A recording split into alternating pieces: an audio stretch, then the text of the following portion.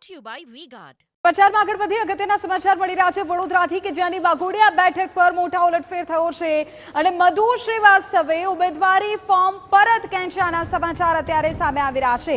આપને કહી દઈએ કે અપક્ષ ઉમેદવારી કરનારા મધુ શ્રીવાસ્તવે ફોર્મ પરત ખેંચ્યું છે। મધુ શ્રીવાસ્તવના દીકરી નીલમે પણ ઉમેદવારી પરત ખેંચી છે અને મધુ શ્રીવાસ્તવે હવે કોંગ્રેસને ટેકો જાહેર કર્યો છે। ઉલ્લેખનીય છે કે ગત વિધાનસભાની ચૂંટણીમાં મધુ શ્રીવાસ્તવે ડિપોઝિટ પણ ગુમાવી હતી।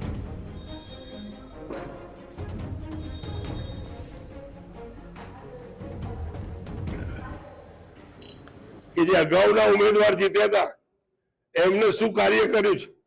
એમને સિર્ફ જમીનો પતાવવાના ધંધા કર્યા છે, એમને ઓઇલનો ધંધા કર્યા છે, એમને કોઈ કાર્ય કરવાનું કર્યા નહીં, લોકોને અથડાવવાના ધંધા કર્યા, કોઈ મંદિર બન્યું ત્યાં કોટ બાંધવાના પ્રયાસ કર્યા, આ જ ધંધા કર્યા છે।